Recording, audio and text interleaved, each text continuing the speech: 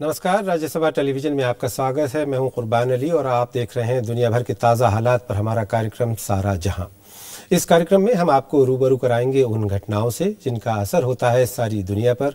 हम बात करेंगे उन खबरों की जिनसे जुड़े हैं हमारे मुल्क के तार और जिनसे है हमारा सीधा सरोकार। लेकिन सबसे पहले इस हफ्ते की सुर्खियां।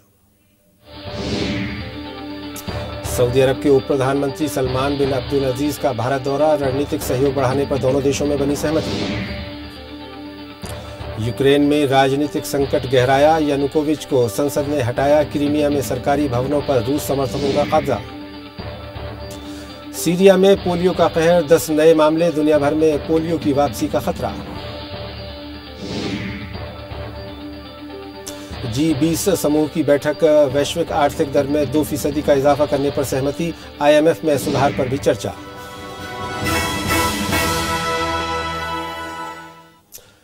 और आइए अब खबरों का सफर शुरू करते हैं और देखते हैं कि इस हफ्ते हमारे आसपास कौन सी घटनाएं रहीं बेहद खास।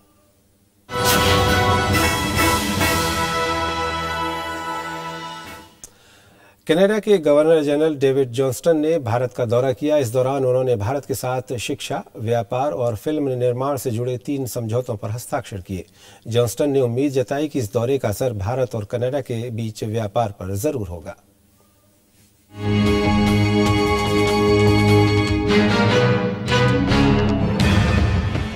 भारत और कनाडा ने ऑडियो विजुअल कोप्रोडक्शन एग्रीमेंट साइन किया, जिससे दोनों देशों के फिल्म निर्माता फिल्म मेकिंग से जुड़ी सूचना और तकनीक का आपस में लेन देन कर सकेंगे। इस समझौते से दोनों देशों के बीच सांस्कृतिक सहयोग को बढ़ावा मिलेगा। भारत सरकार इस तरह का समझौता इटली, जर्मनी और ब्राजील समेत कई यूरोपीय देशों के साथ भी कर चुकी है। The relationship between Canada and India is very strong, and we hope that that will continue to be the case, and we'll work very hard to ensure that that's the case. The theme of my visit is education, innovation, entrepreneurship. इसके अलावा दोनों देशों के बीच biotech और शिक्षा से जुड़े 2 नए समझौते हुए हैं। समझौते के तहत कनाडा भारत के ज्यादा छात्रों को अपने यहाँ पढ़ाई के लिए वीजा देगा। Their education, their innovation, and entrepreneurship. So during the course of the visit, we hope to achieve a good many things in that respect and continue the momentum of this wonderful relationship between our two countries. पिछले साल भारत और Canada के बीच तकरीबन $550 करोड़ का द्विपक्षीय व्यापार हुआ था। उम्मीद है कि डेविड जॉनस्टन के इस दौरे के बाद इसमें और सुधार आएगा। Bureau report, Rajya Sabha TV. उधर ईरान के विदेश मंत्री जावेद जरीफ ने कहा है कि अमेरिका ने ईरान के परमाणु कार्यक्रम को लेकर बेवजह विवाद पैदा किया है। भारत दौरे पर आए जावेद जरीफ ने एक कार्यक्रम के दौरान कहा कि ये सोचना गलत है कि ईरान किसी दबाव में आकर परमाणु कार्यक्रम एकदम बंद कर देगा। जरीफ ने कहा कि उनकी भारत यात्रा का मकसद दोनों देशों के बीच ऊर्जा, बंदरगाह, यातायात जैसे मसलों पर संबंध मजबूत करना है। There was an illusion that the Iranian nuclear program, there was first a perception that this was nothing but a facade for a weapons program, and an illusion that it could be brought to an end through pressure and intimidation. उधर पड़ोस में पाकिस्तान में तालिबान के खिलाफ सरकार का सैनिक अभियान जारी है। दोनों पक्षों के बीच बातचीत टूटने के बाद से हवाई हमलों में 60 से ज्यादा लोगों की मौत हुई है। इस बीच खबर है कि तहरीक तालिबान पाकिस्तान के कमांडर असमतुल्ला शाहीन बित्तानी की उत्तरी वजिस्तान में अज्ञात बंदूकधारियों ने गोली मारकर हत्या कर दी है। असमतुल्ला शाहीन उन 20 तालिबान कमांडरों में से एक था जिनकी तलाश पाकिस्तानी सेना कर रही थी। उसकी गिरफ्तारी पर सरकार ने $1,20,000 का इनाम रखा हुआ था। और अब बात भारत सऊदी अरब रिश्तों की। सऊदी अरब के उप प्रधानमंत्री और प्रतिरक्षा मंत्री सलमान बिन अब्दुल अजीज अल सऊद ने भारत का दौरा किया। इस दौरान दोनों मुल्कों के बीच रक्षा सहयोग और द्विपक्षीय व्यापार से जुड़े कई मसलों पर बातचीत हुई। सलमान बिन अब्दुल अजीज उपराष्ट्रपति हामिद अंसारी के न्योते पर भारत आए थे।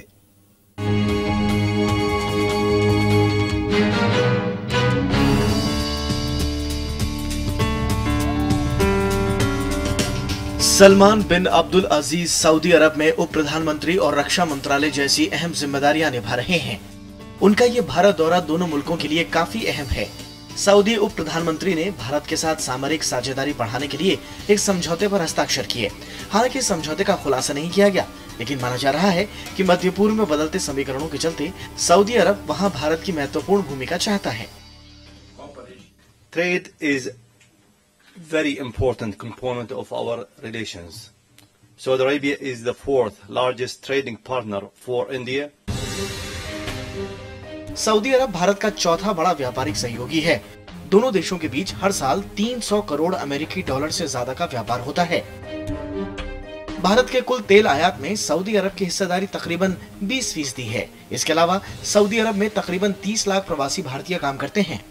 The value of the two-way trade between the two countries in 2012-13 exceeded 43,000 billion dollars. Saudi अरब की भारत के साथ रणनीतिक साझेदारी है और दोनों देश एक दूसरे के साथ सामरिक सहयोग करते हैं। इसमें दोनों देशों के बीच गुप्त सूचनाओं का आदान प्रदान और प्रत्यर्पण संधि शामिल है। इसके अलावा सऊदी अरब का पाकिस्तान और चरमपंथी संगठनों समेत भारत में कई मुस्लिम गुटों पर खासा प्रभाव है। भारत इस प्रभाव को अपने हित में इस्तेमाल करता रहा है। The import of crude oil by India forms a major component of bilateral trade with Saudi Arabia, being India's largest supplier of crude oil, accounting for almost 1/5 of its needs. हाल के दिनों में पश्चिमी एशिया में सामरिक संतुलन काफी बदला है। ईरान के साथ अमेरिका के सुधरते रिश्ते सऊदी अरब को रास नहीं आ रहे हैं। मध्य पूर्व के बदलते हालात में सऊदी अरब अपने को मुश्किल में पा रहा है। ऐसे में भारत का सहयोग उसके लिए भी काफी अहम है। Bureau report, Rajya Sabha TV. और इसी विषय पर बात करने के लिए हमारे साथ हैं विदेश मंत्रालय में सचिव रहे वरिष्ठ राजनयिक राजीव सीकरी। बहुत बहुत स्वागत है राजीव सीकरी साहब। ये जो सऊदी अरब के उप प्रधानमंत्री का भारत दौरा हुआ है जो आज शुक्रवार को ख़त्म हो रहा है, हालांकि इसमें कुछ बहुत ज़्यादा नहीं है निकल रहा इस दौरे में, कुछ समझौते ज़रूर हुए हैं। आप किस रूप में देखते हैं इस वर्तमान जो भू राजनीतिक स्थिति है भारत की? मैं समझता हूँ कि सऊदी अरबिया से अगर कोई भी उनके वरिष्ठ प्रतिनिधि हिंदुस्तान आते हैं तो उसकी बहुत अहमियत होती है। आपको पता है कि 2006 में 8 साल पहले सऊदी अरब के राजा आए थे और हमारे गणतंत्र दिवस पर वो मुख्य अतिथि थे। उससे पहले 50 साल तक कोई राजा या उनके वरिष्ठ प्रतिनिधि नहीं आए थे और हमारे रिश्ते कुछ ठीक नहीं थे, मतलब उच्च स्तर पर कोई इतने ताल्लुकात नहीं थे। फिर हमारे प्रधानमंत्री 2010 में गए, तो अब ये एक समझिए कि एक वापसी भ्रमण है। इसकी अहमियत इसी में है कि वो आए, कि उन्होंने ये ज़रूरी समझा कि हिंदुस्तान के साथ जो से ताल्लुकात हैं उनको थोड़ा और मजबूत किया जाए, बातचीत की जाए। क्यों आए? अब स्थिति अरब दुनिया में बदल रही है, दुनिया भर में बदल रही है और सऊदी अरेबिया एक थोड़े से संकट में है, क्योंकि जब अमेरिका और ईरान की बातचीत हो रही है तो उससे सऊदी अरेबिया थोड़ा नाखुश है, क्योंकि जो कई दशकों से उनकी वो भूमिका थी इस इलाके में, अमेरिका के का क्या रोल के प्लान्स में उनका क्या रोल था, वो थोड़ा सा बदल रहा है और थोड़े घबराए हुए हैं। दूसरी बात, तेल दुनिया में तेल का बाजार जौन सा है, तेल और गैस का बाजार, उसमें भी तब्दीलियां आ रही हैं, क्योंकि शेल गैस और शेल ऑयल उपलब्धियां बढ़ गई है। राजीव सीकरी साहब ने बहुत महत्वपूर्ण बात कही कि 50 साल तक 1955 के बाद 2005 में किसी शाह का दौरा नहीं हुआ, रिश्ते बहुत अच्छे नहीं रहे। अभी भी ये जो हुआ है, जिसको एक सौहार्दपूर्ण वातावरण में किया गया एक दौरा मान सकते हैं, और फ़ारसी में एक मसल है कि गुफ्तन नशस्तन दो बर्खास्तन, वो मशवरे के लिए आए, महफिल सजाई गई, बातचीत हुई और चले गए। लेकिन हासिल क्या हुआ? अब हमें आंकड़े ये बताते हैं कि 30 लाख से भी ज़्यादा भारतीय सऊदी अरब में काम करते हैं। 28-30 लाख। 300 करोड़ से भी ज़्यादा का हमारा वार्षिक व्यापार है सऊदी अरब के साथ में 20% से ज़्यादा ऊर्जा ज़रूरतों को सऊदी अरब हमारी पूरी करता है। उसके बावजूद क्या वजह है कि रिश्तों में वो गर्मजोशी पैदा नहीं हो पाती और हमेशा पाकिस्तान का झुकाव सऊदी अरब की तरफ ज़्यादा रहता है बनिस्बत हमारे?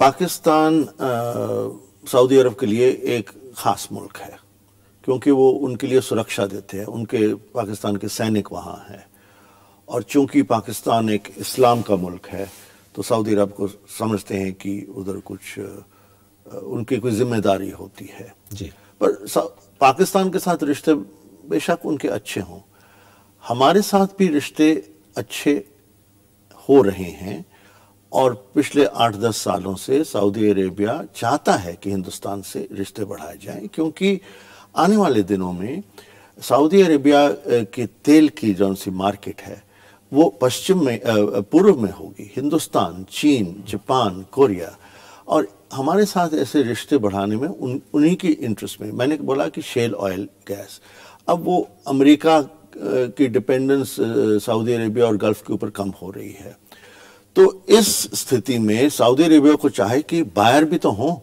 लॉन्ग टर्म बायर भी हों। जिक्र किया कि ईरान और अमेरिका के जो रिश्ते बन रहे हैं उससे भी सऊदी अरब नाराज हो रहा है, क्या उसमें कोई रास्ता निकलता है भारत सऊदी रिश्तों को मजबूत होने में?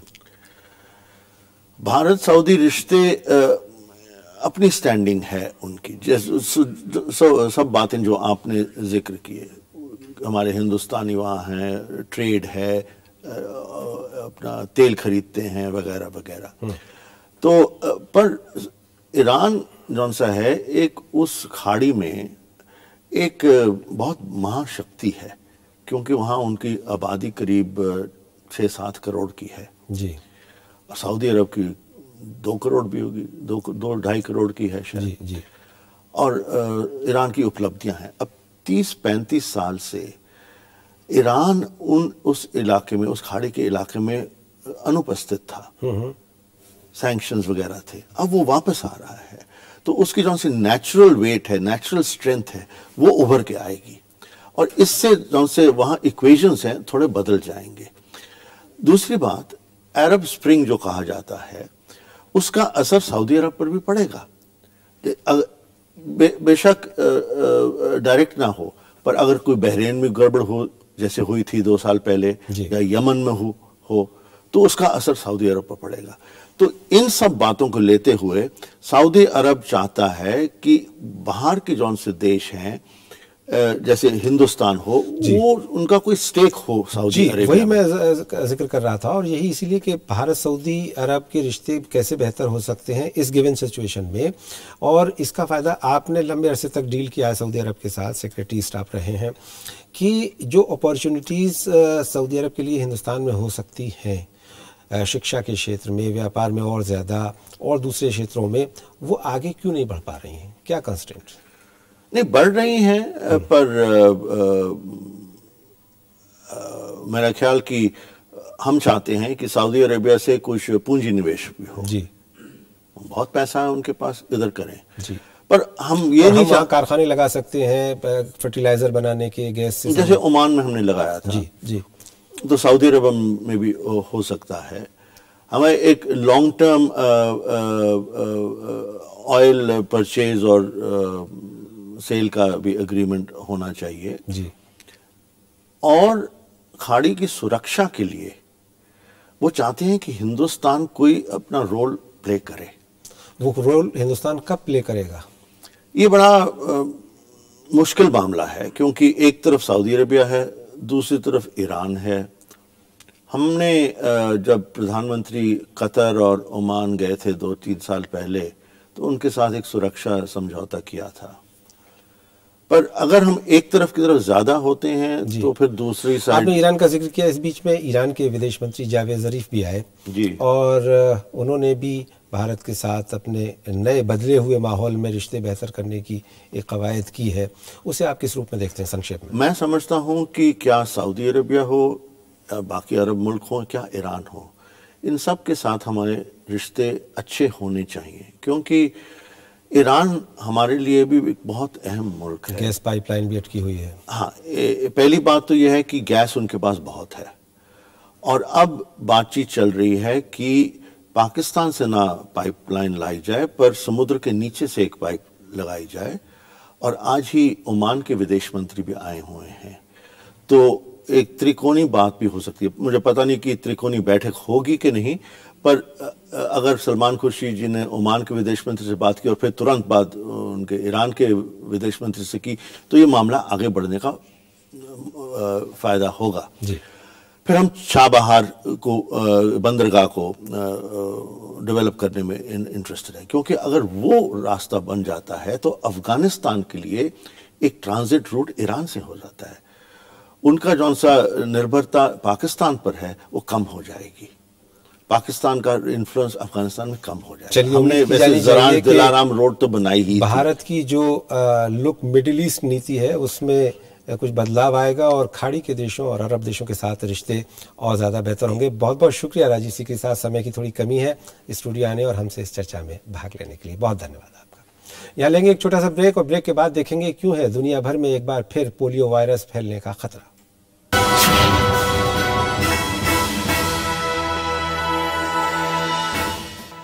ब्रेक के बाद एक बार फिर आपका स्वागत है और आइए अब देखते हैं खबरें पश्चिम एशिया से।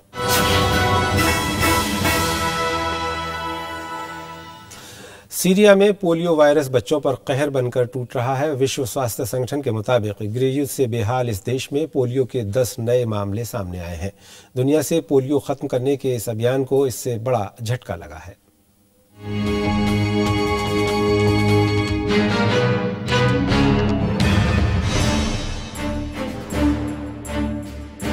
विश्व स्वास्थ्य संगठन ने सीरिया में वाइल्ड पोलियो वायरस टाइप 1 के 10 नए मामलों की पुष्टि की है।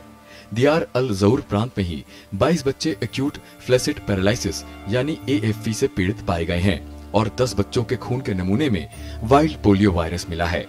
The steep drop in childhood immunization opened the door for vaccine preventable diseases to return to Syria, and they did, including polio. WHO के मुताबिक पोलियो वायरस का शिकार हुए ज्यादातर बच्चों की उम्र 2 साल से कम है। इन बच्चों को या तो पोलियो के टीके दिए नहीं गए थे या फिर इनका अधूरा टीकाकरण हुआ है।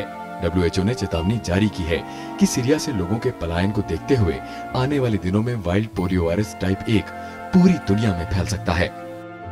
ولكن ينقصه الحبكة الروائية المقنعة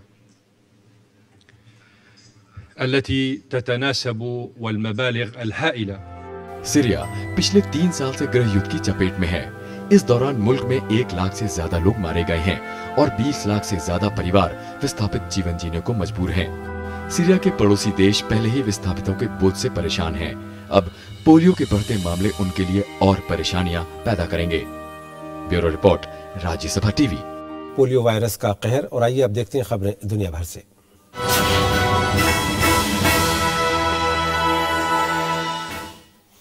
यूक्रेन में संसद ने राष्ट्रपति विक्टर यानुकोविच को बर्खास्त कर स्पीकर ओलेक्जेंडर तुर्किनोव को कार्यवाहक राष्ट्रपति नियुक्त किया है। संसद ने देश में 25 मई को चुनाव कराने का ऐलान भी किया है।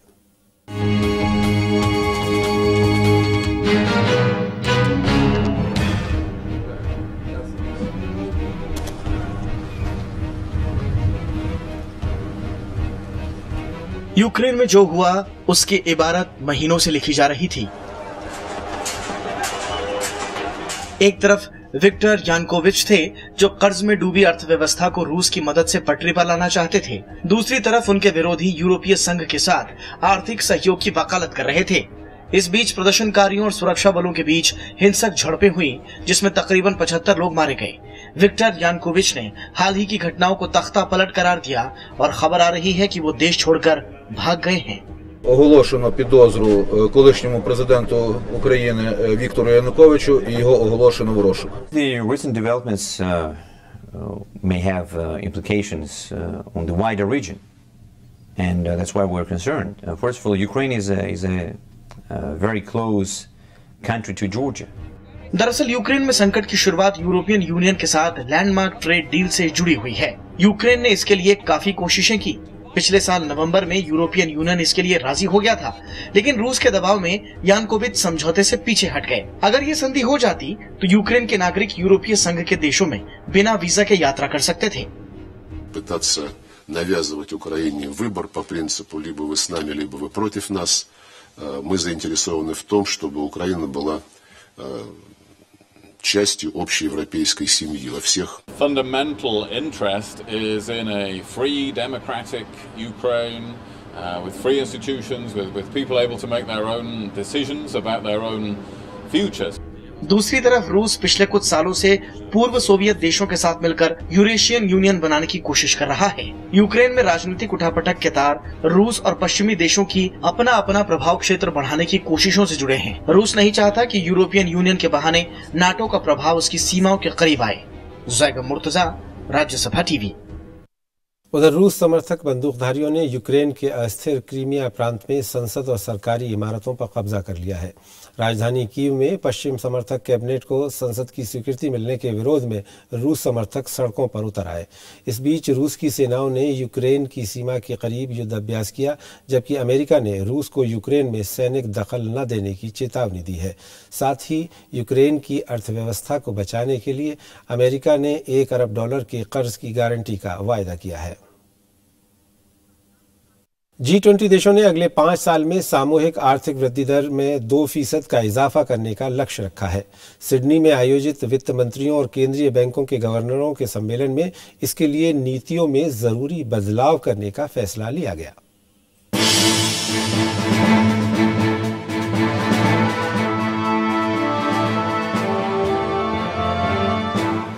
G20 समूह विश्व व्यापार के 75% और वैश्विक अर्थव्यवस्था के 85% हिस्से का प्रतिनिधित्व करता है। G20 का अनुमान है कि वैश्विक जीडीपी दर में 2% का इजाफा होने से विश्व अर्थव्यवस्था तकरीबन $2000 अरब तक बढ़ जाएगी। इससे विकास दर बढ़ेगी और रोजगार में उल्लेखनीय वृद्धि होगी। To deliver on our ambition to lift the world's economy by at least 2% of GDP over the next 5 years. Thereby creating tens of millions of new jobs. इसके साथ ही G20 कर संबंधी सूचना के लेन देन और IMF में सुधार पर काम करने के लिए भी राजी हुआ है। भारत इन दोनों मुद्दों को लंबे अरसे से उठाता रहा है। Interestingly enough, and thanks to the good cooperation that was induced by this meeting, we did not have that. हालांकि अंतर्राष्ट्रीय मुद्रा कोष की कोटा प्रणाली में सुधारों को लेकर सदस्य देशों के बीच गतिरोध खत्म नहीं हो पाया। IMF में सुधार से इसमें भारत समेत उभरती अर्थव्यवस्थाओं वाले देशों के वोटिंग के अधिकार बढ़ जाएंगे। Bureau report, Rajya Sabha TV. उधर चीन से खबर है कि दलाई लामा के साथ अमेरिकी राष्ट्रपति बराक ओबामा की मुलाकात पर चीन ने कड़ा एतराज जताया है। हालांकि अमेरिका ने इसे राष्ट्रपति की निजी मुलाकात बताया है और कहा है कि इसे राजनीति से जोड़कर न देखा जाए।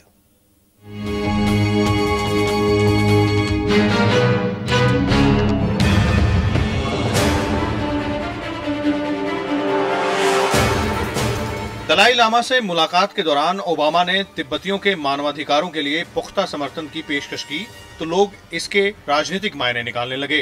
किसी ने इसे चीन की घेराबंदी बताया तो किसी ने महज औपचारिक मुलाकात। लेकिन चीन को अमेरिका का ये कदम पसंद नहीं आया। चीन ने इसे अंतर्राष्ट्रीय संबंधों का उल्लंघन और अपने अंदरूनी मामलों में बेवजह दखलंदाजी बताया।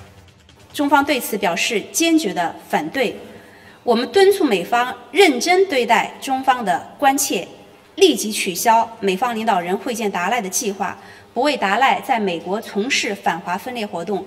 तिब्बत की आजादी के मुद्दे पर अमेरिका कभी खुलकर नहीं बोला है। इसीलिए बराक ओबामा और दलाई लामा की मुलाकात को पूर्वी चीन सागर में दबाव बनाने की अमेरिका की कोशिश माना जा सकता है। हाल के दिनों में इस इलाके में दबदबे को लेकर अमेरिका, जापान, चीन समेत दक्षिण एशिया के कई देशों के बीच रिश्तों में कड़वाहट आई है। The visit and of course the meeting of His Holiness with President Obama is a positive thing for Tibet, and we are delighted with this meeting. It shows that President Obama and his administration and people of the United States are supporting Tibet. इस मुलाकात पर भारत की भी नजर थी। 78 वर्षीय दलाई लामा 1959 से भारत में शरण लिए हुए हैं। आजादी की मांग को लेकर हाल के सालों में 100 से ज्यादा तिब्बती आत्मदाह कर चुके हैं। अमेरिका ने इस मुलाकात के दौरान जिस तरह मानवाधिकार और धार्मिक आजादी वाले सवाल उठाए, उस पर चीन का भड़कना लाजिम है। Bureau report, Rajya Sabha TV. और आइए अब डालते हैं एक नज़र दुनिया की कुछ और बड़ी खबरों पर।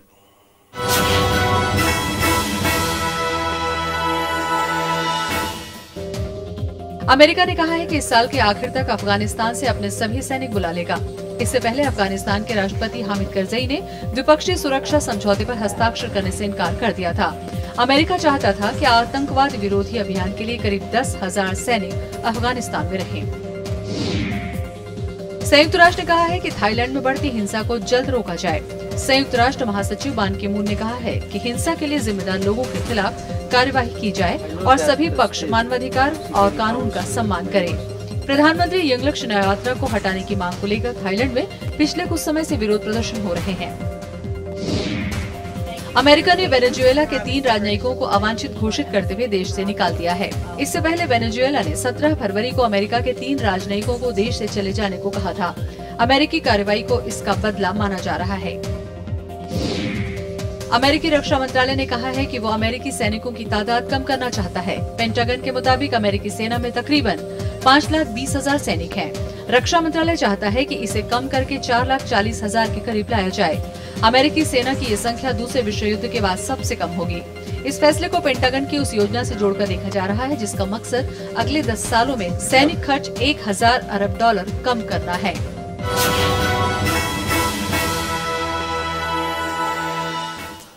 तो सारा जहां में आज इतना ही। अगले सप्ताह आपसे फिर मुलाकात होगी देश दुनिया की कुछ और बड़ी खबरों के साथ, लेकिन फिलहाल हम आपको छोड़े जाते हैं बोलीविया में मनाए गए वार्षिक बैंड के उत्सव की कुछ झलकियों के साथ।